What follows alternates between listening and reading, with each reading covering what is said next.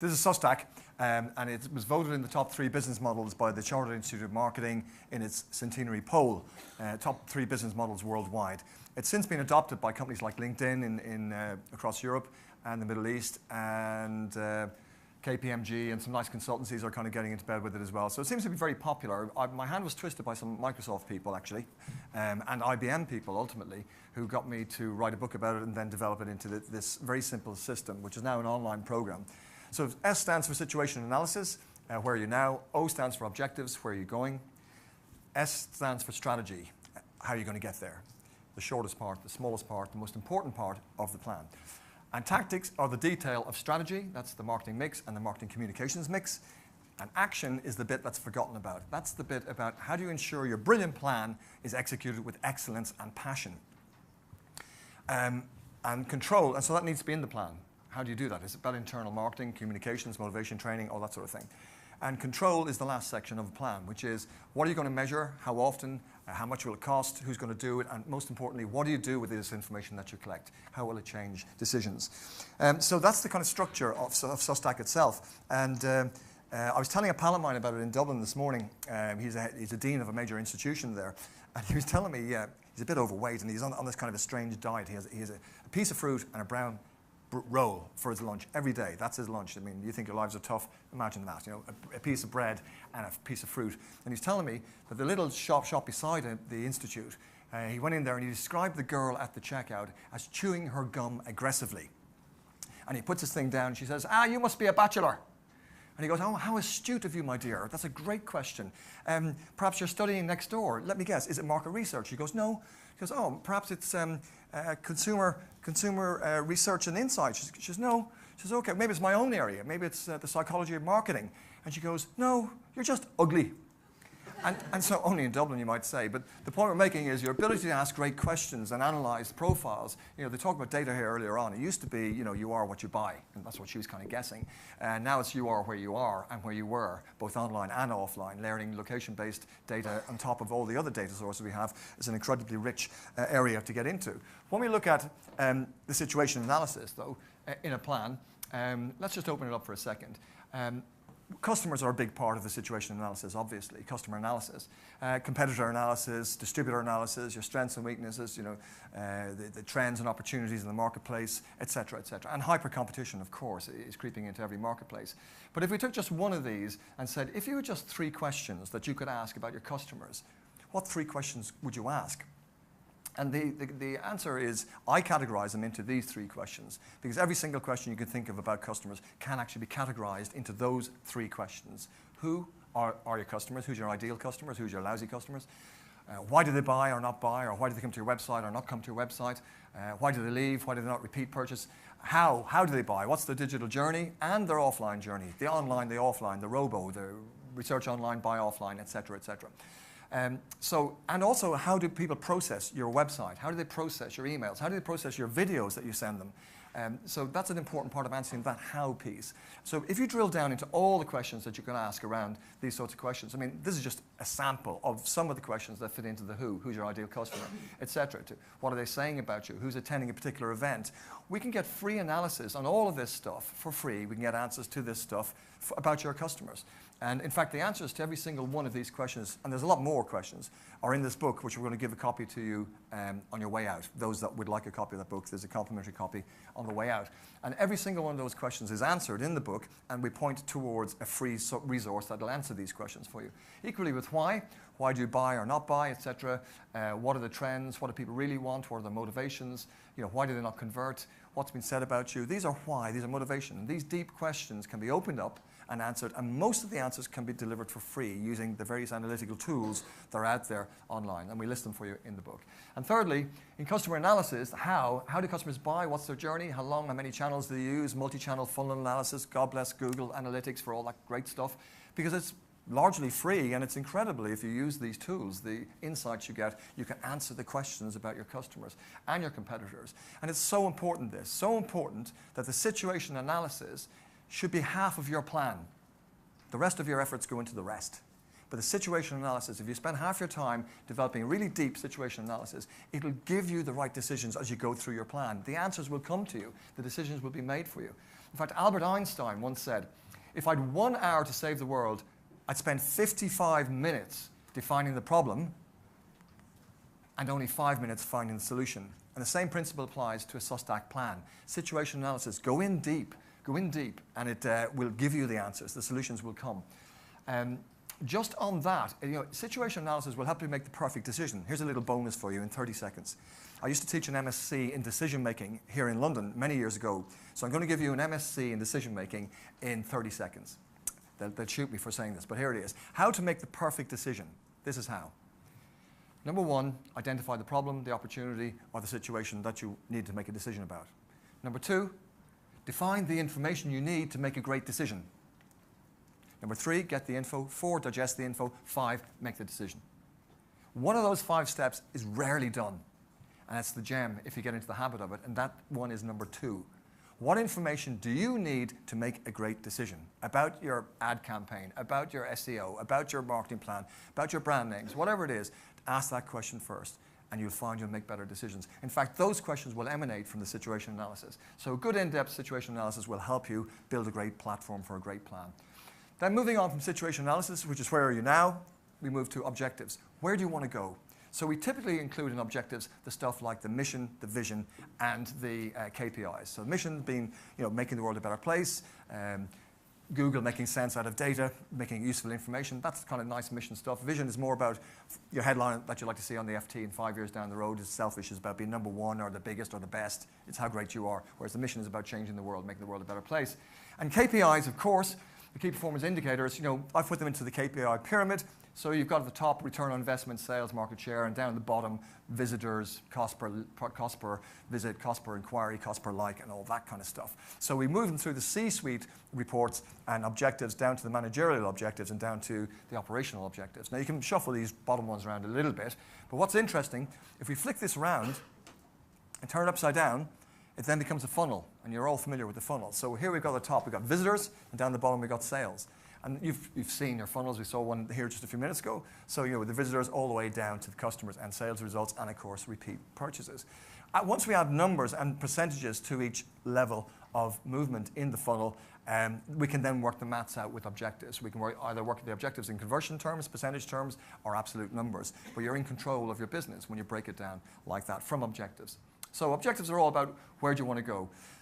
I have a co-author of a guy called Dave Chaffee. Has anybody ever heard of Dave Chaffee? Ah, right, okay. And anybody else ever heard of Smart Insights? Okay, it's the same guy. So Dave's co-author with me on another book called Digital Marketing Excellence. And I was going to stop this 5 S's and say, I'm taking it out of objectives. And he said, why? And I said, because it just did it in the 90s. I'm just tired of it now. And he said, no. He said, people like it because it's an alternative approach. So the 5 S's for objectives stand for sell, serve, save, speak, and sizzle. And sizzle is about digital sizzle. I've seen CEOs come in and set an objective to a whole team and say, blow our customers away using some digital sizzle. I don't know how to do it. You're the brainy ones. Figure it out. Go figure. Come back and talk to me. And we'll put resource behind it. I love those kind of big objectives from CEOs, saying, give us some digital sizzle. And I've seen it now, both in B2C and B2B. Case as an example, I'm happy to talk to you about these things afterwards, where digital sizzle actually gives a better experience to people than the offline experience. And that goes right through to the Sistine Chapel. If you visited the Sistine Chapel, well, guess what? The Sistine Chapel digital experience is better than the real thing. Everybody I've showed it to says they're right. This is much better. You can climb up the walls. You can see the fake donkey ears he painted on the bishop's heads and so on. So all that kind of stuff you can't see when you go there yourself. So sizzle is about whether it's B2B and giving a great CX, a wonderful CX that helps them, the B2B people live a better life, do a better job. Digital sizzle can be applied and should be driven in as part of the objectives. So there's your objectives. Where do you want to go? Thirdly, we move into the strategy. Now this is the most challenging piece of the plan, and I would say it's the weakest piece of most plans. When I say to people, what's your digital marketing strategy, they generally tend to get into the tactics and then try to retrospectively put that back into a strategy. That's not a strategy. So we want to try and think and take control of strategy to drive the tactics. So for example, I'm not going to talk about GE matrices for product portfolio strategy, or Ansoff matrices, or Porter's analysis, or McKinsey's matrices, or any of that, or military strategy warfare. I'm going to give you 9 components that I think should be considered in your digital marketing strategy, and in marketing strategies for that matter. So it's misspelling of top site is the acronym, TOPPPSITE, top site is the acronym for you. So T stands for targets, target markets. Critical to have in your strategy, obviously. O is for objectives. I'm not saying you necessarily have to have them in your strategy, but certainly don't write the strategy without watching closely what the objective or the purpose is. Onto P is for positioning and repositioning in particular. That's a big strategic piece. This is not tactics. You don't want to be swapping this every year. This is something you want to stick with. P is for partnerships, choosing carefully the partners you want to work with and piggyback into the nice marketplaces to add value to everybody. Processes are particularly if you're indulging in new processes like marketing automation and so on. And sequence is about, is there a sequence in your strategy? You know, are you targeting, if it's an innovation, you might be targeting the innovators and early adopters before you get to the early majority and the late majority. Different types of people that buy in different ways and need to be addressed in different ways. Is there a sequence? Develop credibility before raising visibility. That's one of the most basic sequences that you have to have in a strategy. How many companies get that wrong? A sequence might be to win over endorsers and influencers in the early stages, stage 1, and stage 2 would be to roll out. Or another sequence would be developing awareness and growing the awareness and understanding and trust of your brand before you move to the closing stages of sales and conversions. So there may be a sequence involved there. Integration is the data piece. How do you integrate all the data? Tactical tools.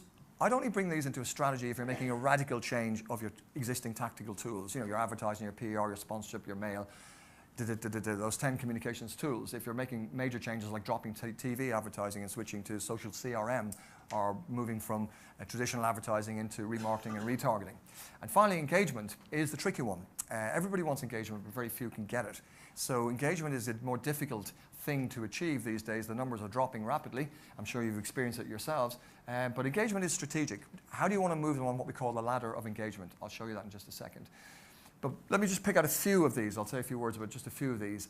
This is Teddy Goff. This is an incredible guy. He was head of digital for Obama's, both his campaigns. He delivered big time. But he's a really clever guy. And I got the opportunity to talk to him in Lansdowne Road, the oldest international rugby venue in the world. And I asked him 4 questions and I recorded them and I put them into a blog post, which you're very welcome to read or watch. I just hope, please don't tell Donald Trump, because I don't want him to know the secret to success, which was, one of the secrets was targeting. Strategically, they decided that they would not go after the undecided voters, you know, the not so sure ones, where the marginals will sway. They strategically said, no, we're going to target the Democrats, and we're going to put all our resources into the Democrats. A real big strategic decision, this, to target just the Democrats, the existing followers. And they believed from the 38 million followers that Obama had, his fan base on Facebook, that 38 million could reach 98% of the American voting population. And we're at a time where we don't trust. The pillars of society have gone. We don't trust the police. We don't trust the governments. We don't trust, you know, the church. We don't trust anybody, the banks. You know, the pillars of society have collapsed. Families have gone. You know, so it's a whole new world young people have to struggle in, God love them. However, this guy said, we'll target the Democrats and we'll give them resources and let them have the events and we'll give them the checklist and we'll give them the bunting and everything they need, because somebody saying vote Democrat is much more powerful if it's your mate saying it to you rather than me in an ad saying it to you. And he was bang on. That was a strategic decision for some brilliance, I thought, to make it that very bold decision. Moving on to positioning and repositioning. Anybody smoke cigarettes? Just cigarettes? Anybody smoke the e-cigarettes? Okay. Don't know what you think about this guy and the Blue Cigarette Company. They came into the UK. They're spending 20 million in their campaign here in the UK. And the first mistake was to position it as an e-cigarette, which was an alternative method to give up smoking. Now, I think that's a mistake, because that's quite threatening if you're a smoker. You may not be decided you want to give up just yet. So they repositioned it as something much cleverer, which is to reposition e-cigs as a lifestyle choice for smokers. Now, for me, that's quite a brilliant piece of work. I think they will enjoy success on that basis. But that's strategic. You don't want to be changing that every year. You know, it's not flexible. You want to get stuck in and get your positioning right. Kenichi Ohmae once said to me, a world guru, said to me, Paul, there's no point rowing harder if you are rowing in the wrong direction. And it's so true. This is strategy.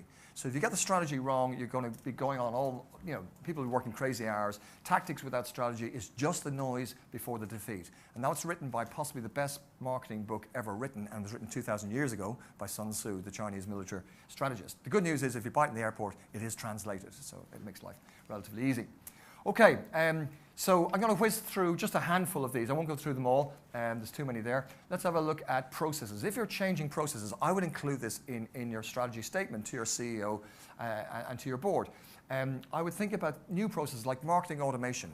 It's a radical change to the world of marketing. I work with some interesting companies in this space, and it's quite basic, common sense, digital body language, triggering responses through an array of mechanisms that make it more relevant and personal. It's just brilliant. It's long overdue. As are the intelligent bots. Here come the intelligent bots. This is going to be an interesting time when the internet is not something you have to step into anymore or key into or go into with your laptop. It's going to come to us. Augmented reality will take us way beyond virtual reality. We'll have hovering holograms that'll be shopping bots. We'll have wedding bots. We'll have Winfra bots. We'll have warring bots. We'll have bots will play a much bigger role, I believe. So if you're engaging in intelligent bots or AI bots, or if you're engaging in marketing automation, I think it's worth mentioning that in your strategy. Probably not next year because it'll be old hat, but right now, if it's your first time doing it, I think your board needs to know that you're engaging with this stuff with your brands. Strategy, by strategy and integration, I mean of data. I love that fridge you were talking about there earlier on. If I take my last can of Guinness out of my fridge, it sets an alarm off. Last can of Guinness, last can of Guinness. Up on the side of the thing tells me, do I need to replace it immediately or will tomorrow do? Here's the best deals available. Just talk to my fridge and the thing gets replaced. But the integration of that data, not just the Internet of Things, but the integration of that data from the traditional profile tools we used to have and from social CRM and from all the other social platforms and from the data that's available to us elsewhere that we can scrape from so many different sources. It's that question, can you integrate it? It's a really strategic question, and I think it's the difference between success and failure for an awful lot of companies. I do a lot of work with a major bank here in the UK, and they're really struggling. They cannot integrate the data. The legacy databases are kind of choking them into submission from the new startups who've got brilliant integrated data systems, and the data is a source of competitive advantage here, without doubt. Oops. Integration of data, the Internet of Things is here. These are all, by the way, references to my blog, which or the book. You'll find most of the stuff in the book, or on the blog if you want to see these things explained in a bit more detail. To finish with the components for strategy, here is the ladder of engagement. So when I coined this phrase a few years back, the idea was to just demonstrate that you want to take your customers from low-level engagement, which is give me a rating, a review, a comment, a like, anything please, some kind of engagement. And maybe you might consider then moving up to a discussion. And maybe then you might throw some ideas at us and maybe ultimately help us build better products. Now, the ladder of engagement, if you decide to go down this route and develop a ladder of engagement at whatever level, this is strategic. This is not a tactical thing to change at the end of the year. It requires a lot of resource and 3 systems. You need a commercial system, a legal system, and a communication system to support it. You're giving me your ideas, so if I don't respond to you, you're hurt. So I need to communicate. And if I take one of your ideas and we turn it into a commercial thing, I need to reward you. So I need a finance and the legal thing, the intellectual property. It's got to be all clear and well managed. So the ladder of engagement, the reality is about 90 to 9 to 1. 90% of your audience will do nothing. They'll just lurk. About 9% will engage at the lowest level, ratings, reviews, and about 1%, average of average, will float to the top in collaborative co-creation and help you shape a better business. So that becomes a social business if you decide to run your business that way. And that's what we mean by engagement. And engagement is, we don't expect big numbers here. It's relatively small. This is what Teddy Goff said about the Obama campaign. They just want to keep the followers connected and to get to hit the share button once in a while. They weren't saying they expected it every day, just once in a while. This photograph went viral amongst the Democrats. The caption was, "This seat is taken." And they just loved it. It just reflected some pride they have in America's first black president. So there's strategy. Moving into tactics, I'm going to whistle through this quite quickly. Tactics, here's what I call a tactical matrix to help you decide what of the 10 communication tools that are in there, which ones are more appropriate for different stages of your strategy. Which ones work best? So if you're trying to create awareness, obviously, advertising, PR, sponsorship, great. But if you're trying to move people from awareness through to the final stages, you might prefer email or pop-ups or direct selling, or pay-per-click advertising. So what we do is take those communication tools, map them out across 9 criteria to open up a discussion. When you're getting into the heart and choosing which tactical tools are best, this may help you make some of those decisions. I apply the magic marketing formula, which is IRD, to all your tactics. So if you use this formula, it works beautifully. IRD means identify needs, reflect those needs straight back at the audience, and then deliver a reasonable product or service. Not an outstandingly brilliant one. It's great if it is, but reasonable is good enough. A reasonable product or service. Deliver a reasonable product or service. And if you apply that IRD, you'll find it actually, it will help you connect with the customers. You know that feeling when you put a long string of search words into a search engine and up comes exactly what you're looking for? That's that eureka moment. There's IRD in action. They've understood your needs, identified your needs, they've reflected them with SEO, and Bing, up it comes, and there's a good fit, a natural fit. It applies to advertising, it applies to PR, sponsorship, everything IRD applies to. In fact, I think you're going to be competing with hyper competition and shortened attention spans. So your message is getting through, it's more difficult all the time. And ask yourself this question with your tactics. Ask yourself this question. It is this. Are you more interesting than my wife? That's the question to ask. Are you more interesting than my wife? So when the plethora of emails come in and sit there, and my wife's email's there, amongst all the other emails, or all the other ads or stuff that's competing to get my attention, is it good enough to cut through that inner circle, that close friendship? Are you connecting that closely? Okay, interesting to watch WPP using IRD. They identified financial directors having a disproportionate influence in client boardrooms. They now no longer define themselves as in that business. They say they used to be a creative business, but now they see themselves as a creatively effective business.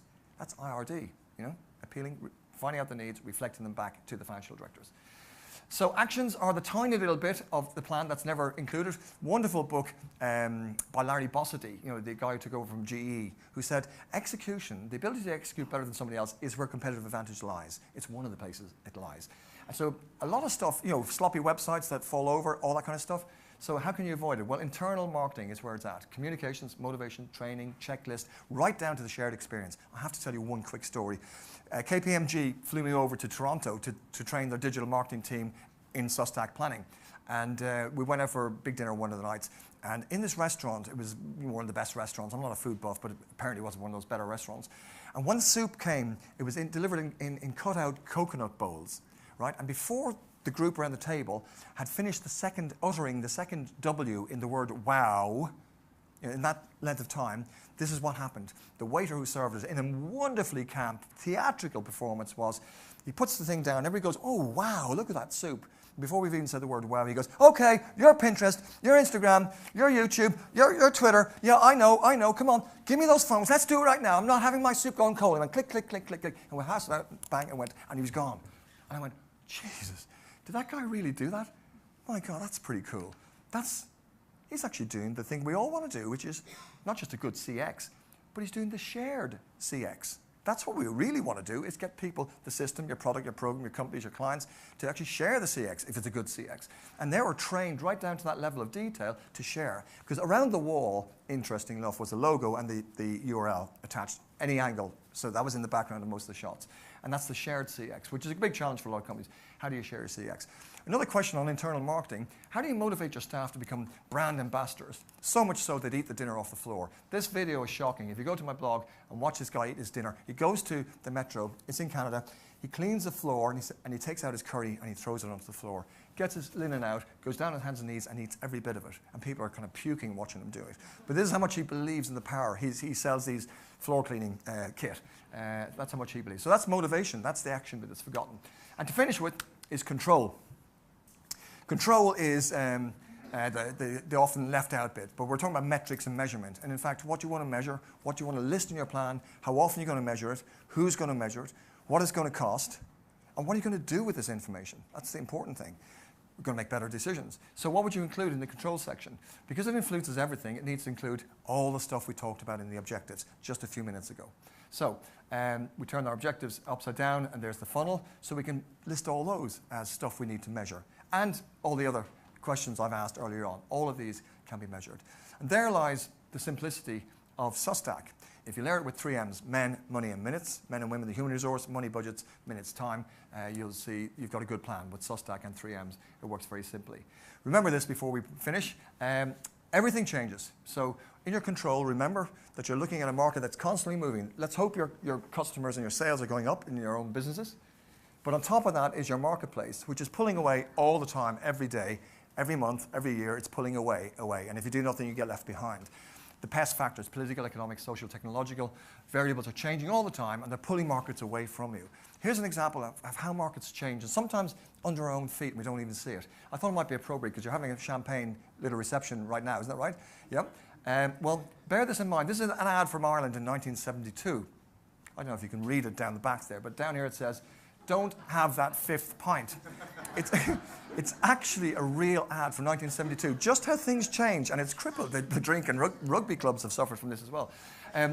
Let me finish with my final point for you, which is control is very important, but we're not going to get over anal about analytics. Sorry about that. We're not. No. We'll say the balance has to be right. Analytics and more information to make better decisions, absolutely critical, and should be part of the process of your plan. But equally, creativity is going to be more and more important. You need to nurture that creativity. And this, for me, is a fine example of offline and online coming together. This one graphic image it's in Vauxhall, 9 Elms actually, of this swimming pool. It's transparent base, so you can swim, watch the airplanes or watch the people underneath it between the 2 buildings. It's only a graphic. It's not a photograph. It's a graphic, so it isn't even built yet. But seeded in the right way, and this is back to basics. The same basic principles prevail in business by and large. Same basic, love thy customer, help thy customer, all that sort of thing. Same basic principles. So it's back to basics, and this really is back to basics.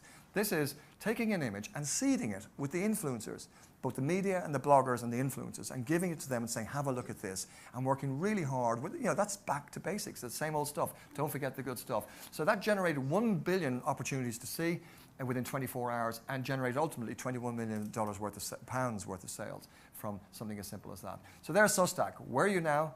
Where are you going? How do you get there? Tactics, the details of how you get there. Actions, the details of tactics. Control, how do you know you're getting there? Add in the 3 M's, the 3 key resources, men, money, and minutes, and you'll know. Oh, by the way, you know why we say men, money, and minutes, and not men and women, money, and minutes? We say that because men are superior to women. Yeah? Could you bear with me, and would you allow me to try to prove this to you? That the reason why women will never be equal to men is until you can walk down the street, you ladies, with a bald head and a beer belly and think you look sexy, you'll never equal us. So anyway, 3 M's is men, money, and minutes. Men and women, the human resource, money, budgets, minutes, time scales, which is the most difficult resource. So there you have a very simple system. There is an online planning system around this, and there's videos and stuff in there. If you want to see what I've said again, it's online there. And that really is it. Oh, there is one other thing I should mention is my not-for-profit program, the Great Sportsmanship Program, which is full of Liverpool stories and other stories across all sports to inspire a new generation of young people. It's a not-for-profit. If you're interested in that sort of thing, it's short stories about sportsmanship across every sport in the world, across the world, and it does change people's lives. Have a look at that. I'll leave that up there as the final slide. So I will stop babbling away and hand it back to you.